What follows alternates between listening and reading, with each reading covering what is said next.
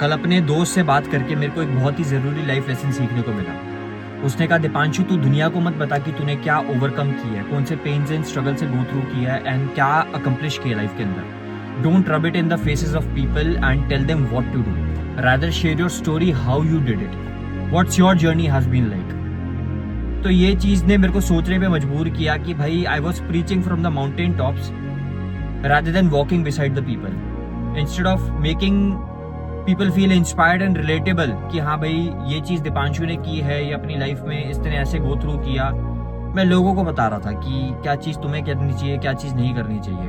And that was pretty stupid. इससे मेरे को हुआ क्या, जब मैं ये पेन्स और स्ट्रगल से गो थ्रू कर रहा था तो मैंने अपनी उसको आइडेंटिटी बना लिया कि हाँ यार मैं इतना गो थ्रू कर चुका हूँ तो मैं दुनिया से सुपीरियर हूँ किसी तरह से, और मैं बेवकूफ़ घमंडी हो गया था। इसके चक्कर में मैंने रिलेटिबिलिटी लूज कर दी लोगों से, कि मैं लोगों से रिलेट ही नहीं कर पाता था कि यार ये तो कुछ भी नहीं झेल रहा, मतलब इसको क्या हक है ऐसे अपनी लाइफ को स्पॉइल करने का।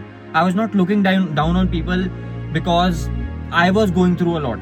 I was just having a start comparison कि अगर मैं इतना गो थ्रू कर रहा हूँ फिर भी मैं अपने पोटेंशियल पे काम कर सकता हूँ, then why are people scrounging their own potential when you have so much goddamn limitless reservoirs of potential, और वो उसको स्कॉन्डर कर रहे हैं पार्टीज करके, मस्ती करके। बेसिकली अभी जो मेरे लिए प्रिविलेजेस हैं वो उनके लिए एक कंफर्ट जोन का ट्रैप बन चुका है। तो ये सारी चीज़ों ने मेरे दिमाग में एक जगह बना ली थी कि हाँ यार दीपांशु तू इतना कुछ झेल रहा है और तूने जिस तरह का अपने आप को इंसान बना लिया, you should be taking pride in what you have become, but not at the cost of resenting other people for enjoying their own lives.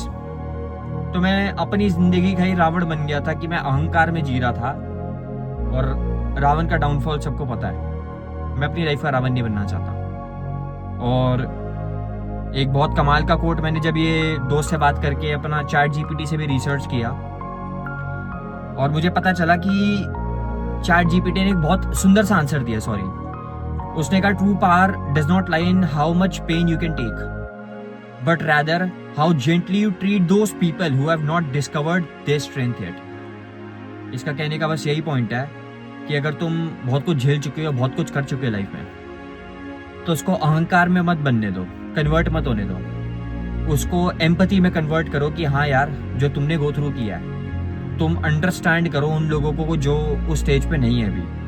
और तुम्हारे अगर हाथ, तुम्हारे स्ट्रगल्स के अंदर किसी का हेल्पिंग हैंड नहीं था, तुम्हारे बुरे टाइम के अंदर किसी ने हाथ आगे नहीं बढ़ाया, तो तुम वो इंसान बनो जो दूसरों के उस टाइम पे हाथ आगे बढ़ा रहे हैं। अगर भगवान ने तुम्हें कोई नहीं भेजा तो तुम्हें ही बना के भेज रहे हो किसी और की लाइफ में। तो ऑलवेज स्टे हम्बल। एम्पैथी को कभी मरने मत दो। मेरा हमेशा स्ट्रॉन्ग सूट एम्पैथी ही रहा था, लेकिन वो अकड़ में बदल गया था, कब मेरे को पता नहीं चला। और मुझे सुन के स्टार्क रियलाइजेशन सुन के बहुत सोचने का मौका मिला। साहिब जो दोस्त है मेरा, उसने वही एक थॉट जो मेरे दिमाग में कहीं ना कहीं चल रहा था, उसने उसको जगा के एक प्लेस दी और मेरे को सोचने पे मजबूर किया। So thanks for that. ये थोड़ी मेरी एवोल्यूशन का बहुत मेजर पार्ट बनेगा कि हाँ यार अब मैंने घमंड को अपना चूर चूर करने का खुद ही मकसद बना दिया, और जब वो ख़त्म होता है तो मेरी एवोल्यूशन होगी एक अच्छे इंसान की तरह। तो कहने का पॉइंट ये, अगर तुम जो भी एडवर्सिटी से जा रहे हो उसको अपनी आइडेंटिटी मत बनाओ। Don't let it make you better, instead come out gracefully with love and compassion for others. That's what true wisdom is. Pain तुम्हें रिवील करता है और विजडम तुम्हें इवॉल्व करता है।